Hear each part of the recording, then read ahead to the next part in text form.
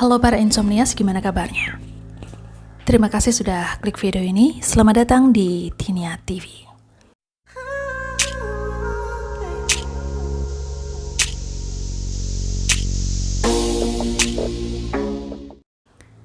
Jika bicara tentang kerja ekstrim, apa yang ada di benak kalian?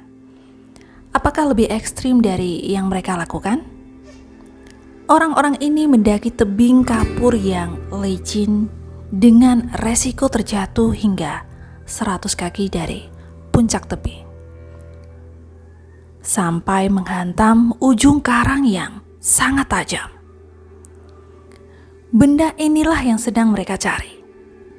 Mereka sedang mengincar sarang langka yang terbuat dari air liur burung walet, yang mana mereka ternyata sarang itu hanya bisa ditemukan di dalam gua. Tepatnya hanya ada satu di Asia Tenggara, yaitu di Filipina, yang dikenal sebagai pouch. Selama berabad-abad para petani sarang burung walet ini menjadikan kerjaan beresiko tinggi ini menjadi mata pencaharian mereka. Ya, walaupun harus mempertaruhkan nyawa hanya untuk mengumpulkan sarang burung walet. Pekerjaan yang beresiko ini tentu saja ada upah fantastis yang menjadikan motivasi untuk melakukannya. Yang ternyata sarang burung yang seberat 2 pon ini bisa dihargai sekitar $2.900. Dan itu adalah harga yang sangat pantas jika dilihat dari resiko yang mereka pertaruhkan.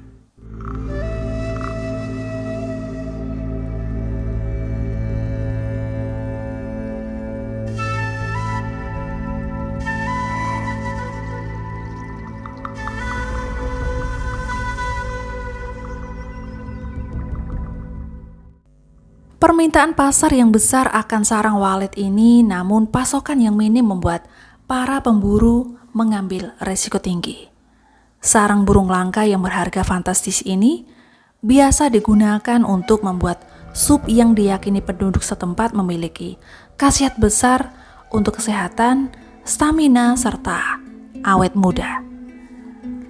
Sebenarnya permintaan yang begitu tinggi membuat peternakan sarang buatan dengan cepat bermunculan di Asia Tenggara. Namun di bagian lain, ternyata masih banyak pemburu yang memilih terus berlanjut berburu sarang liar walau dari tempat ekstrim. Metode pemanenannya sendiri masih terbilang kuno dan minim keamanan. Para pemburu sarang liar berkumpul di titik bengal, yaitu pulau yang mana menjadi lokasi pusat tempat sarang walet liar berada. Bahkan tak jarang rombongan adalah anggota keluarga yang terdiri dari kerabat, sepupu, saudara laki-laki, paman, dan juga keponakan. Mereka menaiki perahu dan mengemasi peralatan penting lainnya, kemudian berlayar menuju ke Pulau Nabata, yaitu salah satu pulau kecil dari 7.000 pulau yang membentuk Filipina. Yang mana ternyata pulau ini hanya bisa dicapai dengan perahu kecil saja, karena banyak sekali karang yang tajam untuk dilewati. Mereka turun dari perahu dan berjalan tanpa alas kaki melintasi bebatuan licin dan tajam, kemudian menuju ke sebuah gua walet yang berada di atas tebing bebatuan. Untuk mencapai gua itu mereka membuat tangga bambu yang diikat dan dikencangkan tanpa pengaman. Peralatan sederhana ini disebut kalitang. Kekuatan kaki dan tangan sangat dibutuhkan untuk memanjat kayu bambu tersebut agar bisa mencapai gua yang diinginkan. Tentu saja ini adalah cara sangat berbahaya untuk memanjat, karena sedikit saja salah gerakan, resikonya adalah nyawa melayang. Pulau indah sarang walet liar ini benar-benar jauh dari pemukiman.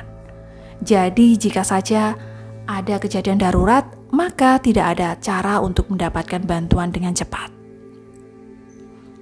Sarang walet liar hanya bisa dipanen pada siang hari saja, yaitu ketika burung-burung walet ini pergi keluar mencari makan. Gua Walet yang lebih rendah dan lebih mudah dijangkau sebenarnya juga ada. Namun ombak yang menerjang tebing berulang-ulang menjadikan ancaman yang jauh lebih berbahaya. Pintu masuk Gua Walet pun sangat kecil, tetapi kedalaman gua biasanya sangat luas. Sehingga para pemburu bisa menggunakan senter untuk menerangi jalan setapak yang luas di dalam gua. Mereka memancing sarang menggunakan botol yang ada penyulurnya, kemudian melonggarkannya dengan lembut hingga sarang pun terkupas dari tempatnya. Walaupun begitu, tidak semua sarang mereka ambil sesuka hati, terutama sarang yang memiliki telur. Karena seperti manusia, para walet juga berusaha untuk bertahan hidup. Selain itu juga untuk pelestarian hidup mereka sendiri agar sarang bisa terus dipanen. Karena biasanya para burung walet akan membuat sarang baru dalam waktu 15 hari, ketika sarang lama mereka telah menghilang.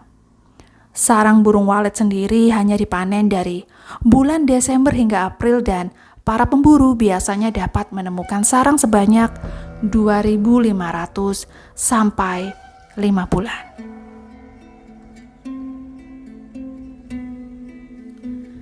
Setelah panen, tugas mereka selanjutnya adalah membersihkan sarang tersebut, yaitu dengan menghilangkan bulu atau cabang apapun yang menempel di sarang. Kemudian pemburu membagi jenis kualitas sarang yang didapatkan, yaitu dengan cara mengukur kekerasan dan warna sarang. Kelas A adalah yang paling menguntungkan. Mereka biasanya berwarna putih, kering, dan terbuat dari air liur murni. Sarang kelas B tidak seputih dan mungkin memiliki beberapa kotoran yang bercampur di dalam sarang. Dan kelas C adalah sarang lembut dan berwarna kuning. Dan tiap 2 pon sarang jenis ini terbaik bernilai sekitar $2.900. Tengkulak setempat membeli sarang dari pemburu dengan harga yang sudah disepakati dan kemudian menjualnya ke pelanggan pribadi di seluruh dunia. Keuntungan yang dihasilkan oleh para pemburu sekitar $600.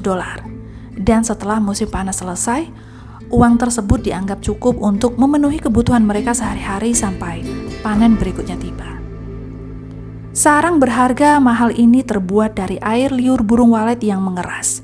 Dan bahan ini adalah bahan utama pembuatan sup sarang burung walet yang terkenal lezat di Cina dan juga di dunia.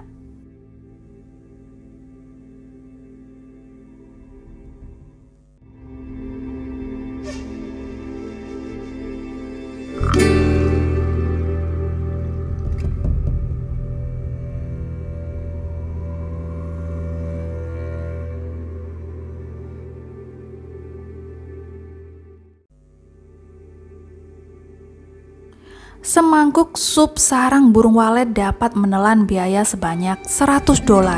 Bahkan dalam beberapa tahun terakhir, permintaan untuk sarang burung walet sendiri telah naik dan bahkan menghasilkan keuntungan sekitar 5 miliar. Hal inilah yang membuat banyak negara di Asia Tenggara yang beralih ke peternakan burung walet. Sehingga peternakan buatan ini akhirnya menimbulkan permasalahan untuk petani walet liar. Tapi para pemburu tidak terlalu mempermasalahkannya, karena mereka yakin bahwa kualitas sarang walet liar lebih tinggi dan bernutrisi dibandingkan dengan sarang walet yang dibudidayakan. Nutrisi yang dapat dari walet diyakini akan meningkatkan kekebalan imun pada anak, dan sarang liar juga jauh lebih banyak mengandung protein asam amino, serta vitamin yang memperkuat organ tubuh manusia. Para pemburu sendiri mengaku bangga dengan pekerjaannya karena hal itu adalah menjadi tradisi keluarga mereka secara turun-temurun.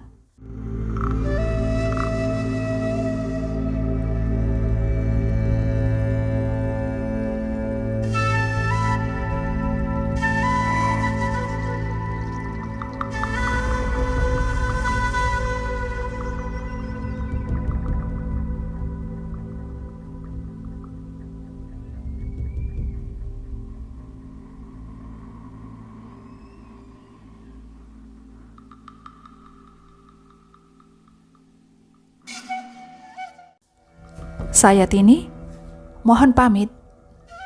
Sampai jumpa lagi di bahasan menarik lainnya.